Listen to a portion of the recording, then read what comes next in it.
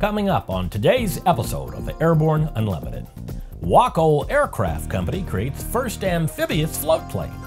Trump ATC plan will add to the federal deficit. And iFly GPS version 10 is released.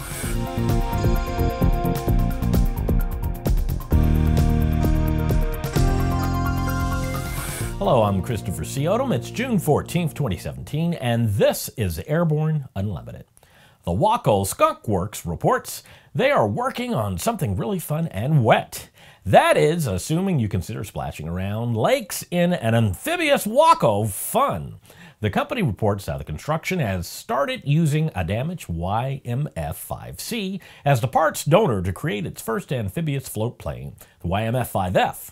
The imminent approval of the new MT constant speed propeller combined with the new 300 horsepower Jacobs make an amphibious float-equipped WACO not only possible, but also much more functional. Now, with the trifecta of the 300 horsepower engines, the new MT composite propeller, and Aeroset 3400 amphibious floats, WACO says it has the perfect combination to make a great WACO on floats, the YMF-5F.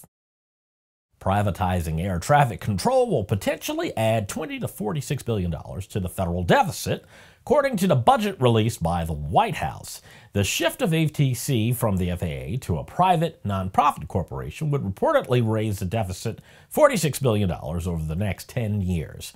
But the same document argues that $26 billion of that can be attributed to growth at the FAA over the same period, and that the actual cost of privatizing ATC would be about $20 billion. Rick Mulvaney, director of the White House Office of Management and Budget, said that the administration takes the forecast very seriously. Democratic lawmakers are already lining up against the proposal. Senator Bill Nelson, the senior minority member of the Senate Commerce Committee, has questioned spending billions of taxpayer dollars to fix an air traffic control system that isn't broken and is safe. Privatization will be debated as part of the larger FAA reauthorization bill later this year. Moving ATC out from the auspices of the FAA is strongly supported by airlines, but strongly opposed by GA and business aviation stakeholders who fear that user fees will disproportionately affect those segments of the aviation industry.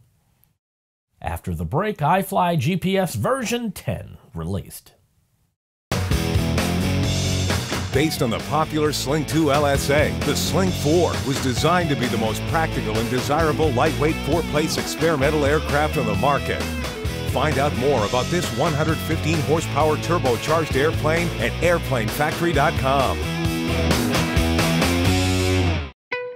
There's a difference between charting a steady course and pushing for the ceiling. And for nearly a century, Hartzell Propeller has been defining that difference. It's in our passion for engineering and research and our dedication to testing the limits of performance. We are built on honor. We are Hartzell Propeller. Concorde's recombinant gas RG series sealed battery technology produces a high-performance battery with the advantages of being pre-tested and fully charged at the factory. Find out more about Concorde's entire line of batteries at www.concordebattery.com. Concorde, the heart of your aircraft. Welcome back. If you'd like to be a supporter of Airborne Unlimited, send an email to jim@aero-news.net. Adventure Pilot has announced the release of iFly GPS version 10.0 for all iFly devices, Android, iOS, and Windows. The software now runs on Windows-based tablets, laptops, and PCs. iFly GPS for Windows is a free download available for everyone wanting to take advantage of iFly's easy-to-use interface for flight planning, aviation weather, navigation, and more. Also included with version 10 is the ability to cloud sync flight plans, log settings, and customizations. This feature enables a useful backup and restore capability and can also be used to move data between multiple devices. For example, a pilot can build a flight plan on a Windows PC, sync to a tablet or iFly device for navigation, and later move flight logs back to the Windows PC for review. Other new version 10 features include customizable timers, turn anticipation for autopilot systems, a new altimeter setting instrument, and numerous other UI and functional enhancements. With some 3,000 Aero-TV programs webcast to cyberspace, sometimes it can be fun to look back and enjoy some of the places we've seen, the flyers we've met, and the planes we've flown. Here's a look at one of our favorite Aero-TV classic episodes. Well, what we did is that we're kind of the aircraft builders for Cubs that kept the traditional design of a Piper J3 Cub or a Super Cub. During Sebring 2015, A&N stopped by the Legend Aircraft Company to talk about their line of Cub-similar aircraft. He was fortunate to link up with Darren Hart, who was the owner of the company. Search the Legend Cub, just a little bit better than the original Cub, on Aero-TV's news channel. After these messages, Daer experiments in thermoplastics.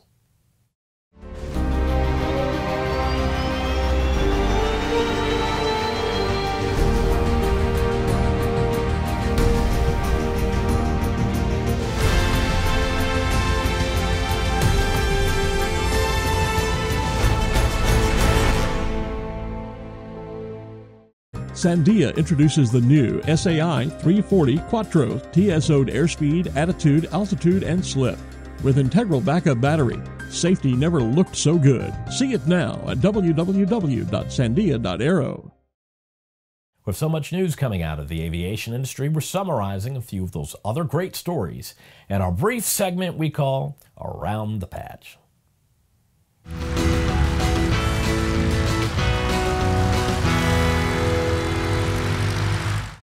A thermoplastic composite rib has been built by Daer for use in the test wing box built as part of the composite aircraft of the future platform led by the French Civil Aviation Research Council initiative in 2018.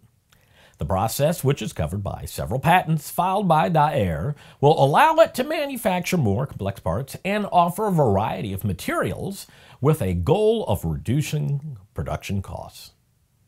Airtext and 3S Engineering have announced an agreement to transfer the STC for installation of Airtext SMS messaging system on the Cessna Model 750 Citation X to 3S for the purpose of creating an FAA AML, which will apply to a broad list of FAR Part 23 and Part 25 certified aircraft. A star-studded forum of key figures from the Mercury, Gemini, and Apollo space programs recently shared a special evening with guests at the San Diego Air and Space Museum celebrating the 45th anniversary of the Apollo 16 mission. The forum included some of the biggest names in NASA history. 52 teams of women will take off for the 41st Air Race Classic from Frederick, Maryland on Tuesday, June 20th, 2017. This year, Women in Aviation International participating in an Air Race Classic kickoff event held on the afternoon of Saturday, June 17, 2017 at the Aviation Children's Educational Summit held at the National Aviation Community Center in Frederick, Maryland. John J.C. Coffey, Executive Director of Unmanned Systems for the Cherokee Nation Technologies, has been named to the Association for Unmanned Vehicle Systems International Board of Directors. Coffey's term as a new board member began last month following Exponential 2017, AUVSI's annual trade show and conference. Well, that's it for today's trip around the patch. Now, let's get back to the rest of the news. The 56th Fighter Wing at Luke Air Force Base, Arizona, canceled local flying operations late last week for F-35A Lightning II aircraft due to a series of 5 incidents in which pilots have experienced hypoxia-like symptoms. According to base officials, since May 2, 2017, 5 F-35A pilots assigned to Luke AFB have reported physiological incidents while flying. In each case, the aircraft's backup oxygen system operated as designed and the pilot followed the correct procedures, landing the aircraft safely. Wing officials are educating U.S. and international pilots on the situation to increase their awareness of hypoxia symptoms.